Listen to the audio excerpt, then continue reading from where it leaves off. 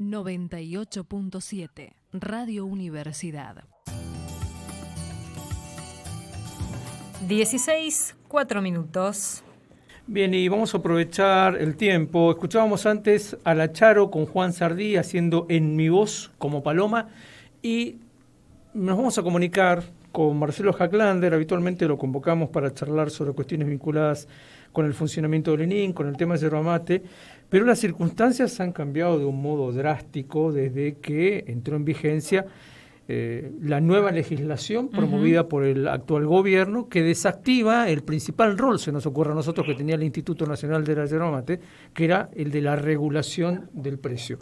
Hoy el precio de la hoja verde, según algunos productores, está en el nivel histórico más bajo, o uno de los niveles históricos más bajos recordados. Marcelo, ¿cómo le va? ¿Cómo está usted? Muy buenas tardes. Alicia Rivas, Miguel Riquelme, los saludamos. Sí, buenas tardes. ¿Qué tal? ¿Cómo les va? Un placer poder charlar con ustedes. Gracias por atendernos. Bien, ¿qué noticias se tienen, no? Porque imagino que no en todas las regiones de la provincia y del norte correntino el precio de la hoja verde que pagan los acopiadores es el mismo. ¿Qué se sabe? ¿Qué saben ustedes puntualmente? No, exactamente. Los valores varían de acuerdo a la zona. Por ejemplo, la zona sur y norte de Corrientes tiene un valor que oscila a los 300 pesos y de ahí va bajando hasta la zona norte. Hoy justamente conversaba con una persona que está haciendo entrega de hoja verde a un secadero de la zona de Oberá y le está pagando alrededor de 260 pesos el kilo de hoja verde. Y después sabemos que hay otros lugares donde se está pagando 200 y algunos hasta 180 pesos. Varía muchísimo y bueno, esto es justamente el resultado de esto de la liberación de los precios y bueno, que entre a jugar la oferta y la demanda. Ahora, ese que entre a jugar la oferta y la demanda puede dejar, vamos a hablar en criollo, un desparramo importante entre los productores. Sí, es algo... Es un déjà vu que ya lo hemos vivido y sabemos que va a ser así. O sea,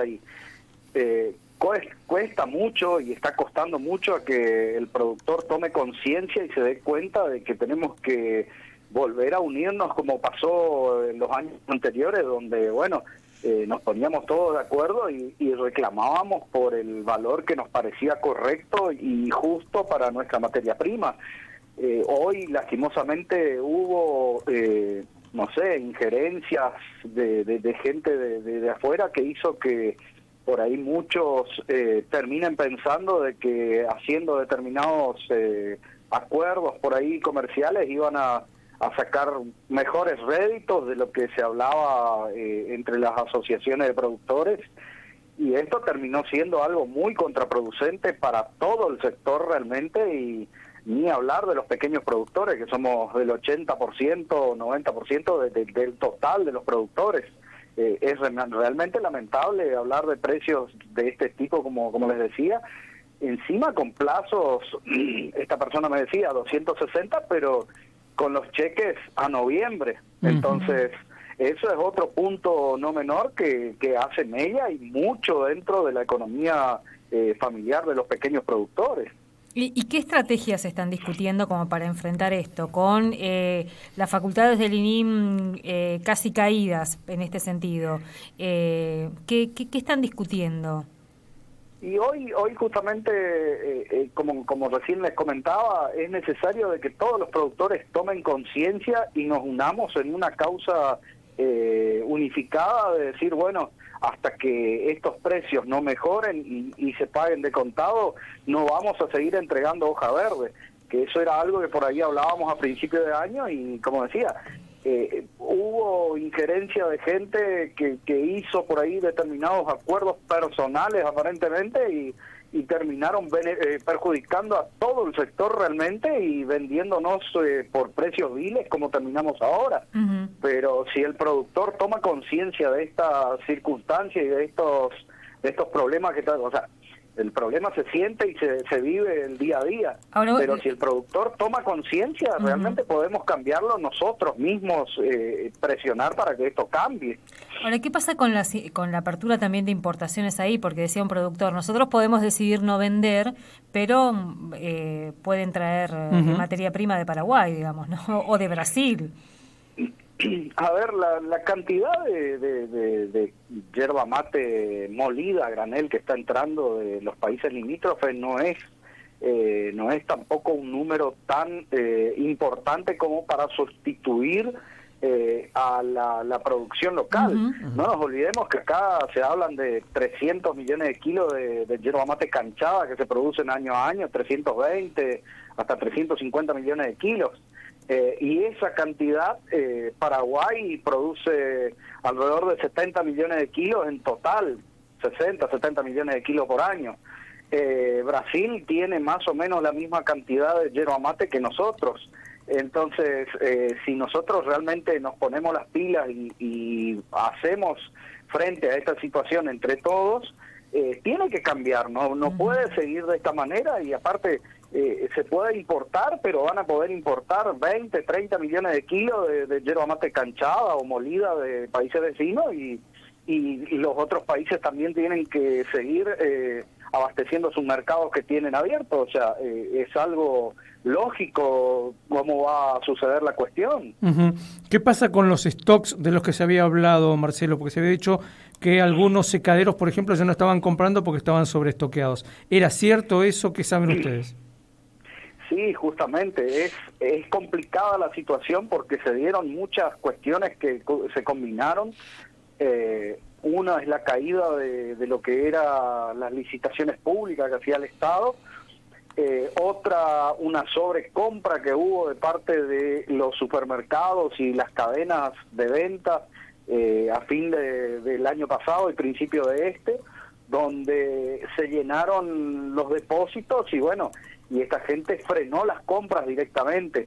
Eso hizo, y aparte, por ahí el apuro de los productores en tratar de cosechar hizo que se produzca una cantidad de yerba mate canchada en el mercado interno muy, muy importante, y realmente se llenen los depósitos tanto de los secaderos como de muchos de los molinos. Y esto, cuesta que se vaya, que vaya teniendo salida. Y también otra cuestión no menor es por ahí la disminución del poder adquisitivo de la gente. Claro. Si bien el producto yerba mate nunca deja de ser un producto de mucho consumo, pero también disminuyó un poco la venta de los supermercados. No fue un número muy, muy sustancial, pero sí hubo una merma, y eso hizo también a que por ahí los stocks aumenten de una manera notable. Y esperemos a que esto mejore esa comercialización ahora en los meses que sobran del año. Entonces, por ahí ese stock que hay hoy disminuya bastante de aquí a fin de año. De hecho, hay informes que dan cuenta de la caída del consumo, justamente, ¿no? Si bien no será muy importante, pero sí es un dato a tener en cuenta en este contexto. Desregulación, apertura de importaciones, y además a eso hay que sumarle la caída del consumo. Sí, por eso les decía, es un combo muy muy explosivo realmente, y también la desesperación del productor para poder vender su hoja hizo que los meses de enero, febrero, marzo, que eran meses de poca cosecha, se hablaba siempre de 30, 40, 50, 70 millones de kilos de cosecha. Este año superaron los 100 millones de kilos de hoja verde. Y eso hizo a que se rellenen los depósitos de una manera importante en los primeros meses del año. Y encima que no se haya podido vender la cantidad, o sea, que no haya tenido la salida de molino suficiente como tenía habitualmente, hizo a que los lugares vayan disminuyendo y se vea un sobreestocamiento de toda la cadena realmente. ¿Cosecha hasta cuándo tenemos, Marcelo? Bueno, eso es lo que venimos charlando con mucha gente, y se habla de que va a haber por lo menos un mes más o un mes y medio más, seguro. Todo lo que es agosto y parte de septiembre, casi seguro.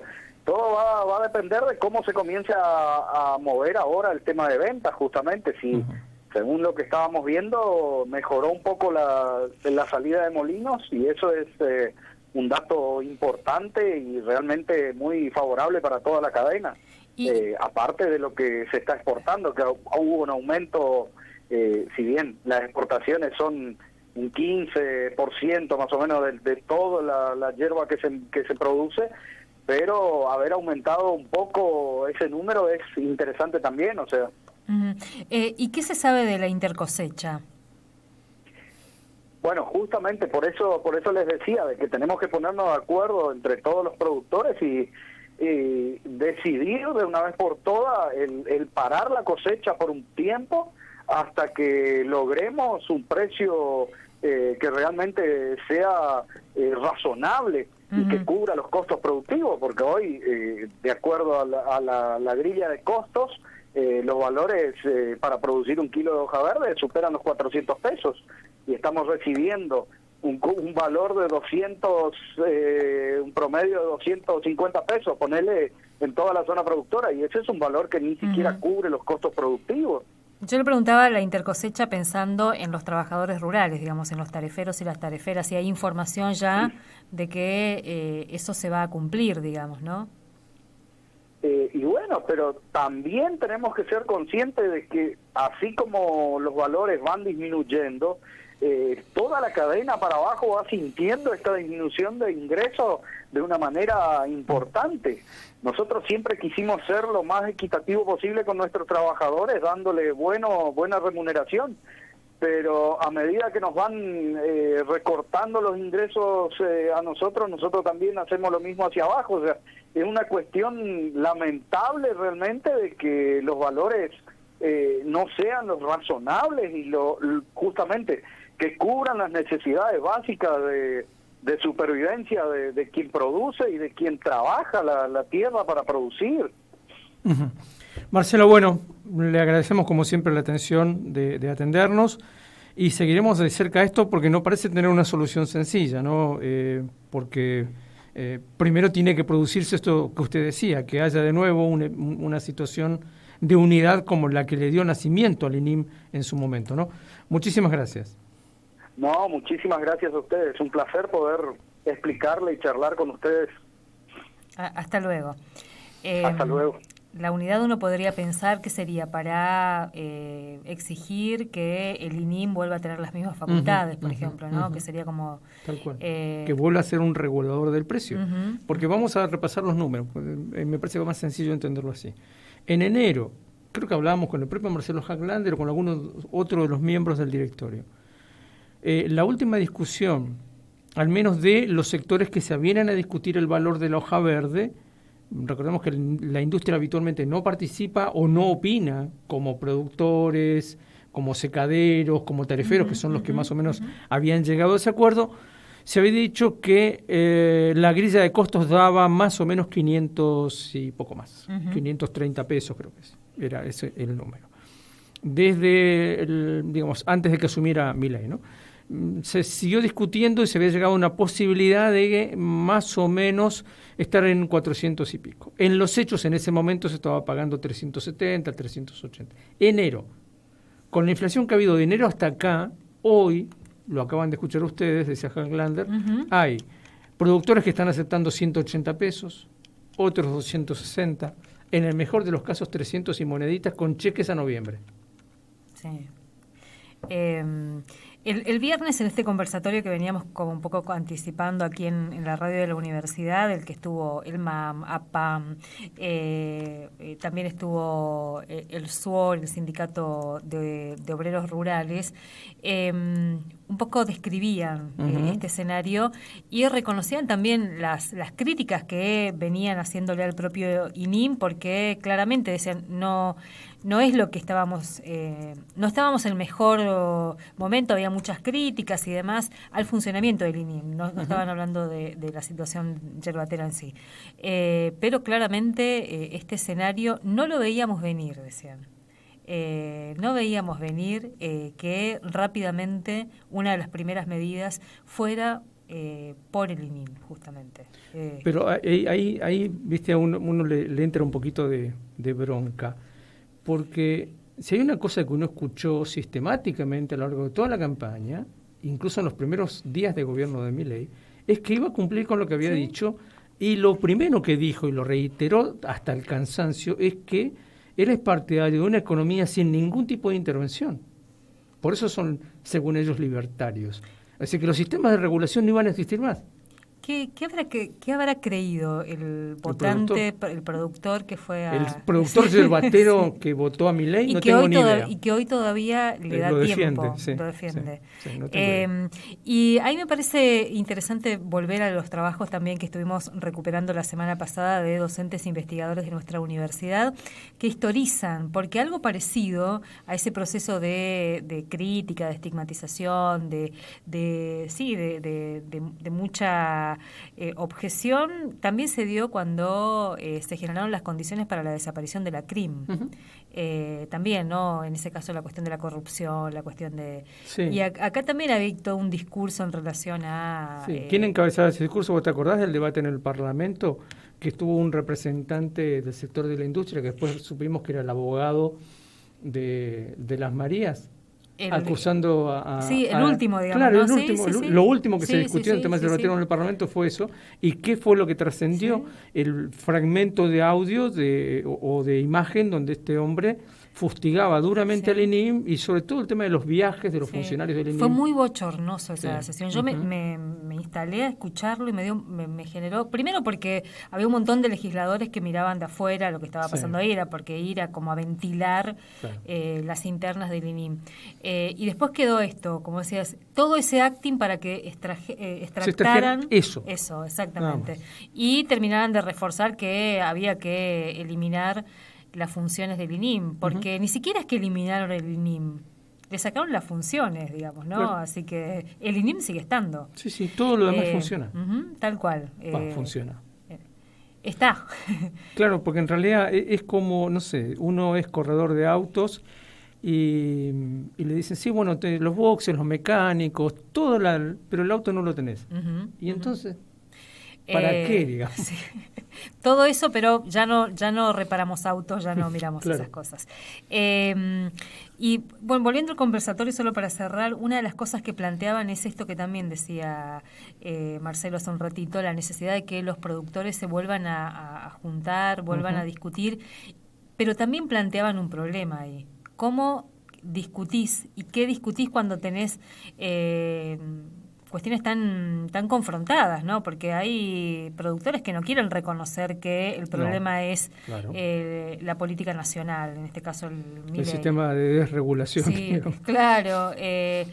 Inclusive veíamos cuando fueron a Buenos Aires con el ministro del Agro de la provincia, todo el ministerio acompañándoles, llevándolos al obelisco, haciendo todo el recorrido con ellos, pero después los legisladores misioneros acompañaron la ley Bases y son los que se oponen a votar la caída del DNU, que claramente es el que empezó desregulando todo esto, digamos, ¿no? Así que bueno, es un poco complejo el escenario, por donde se lo mire. El delicado equilibrio. Tal cual. 16:23 minutos. Caminando sin prisa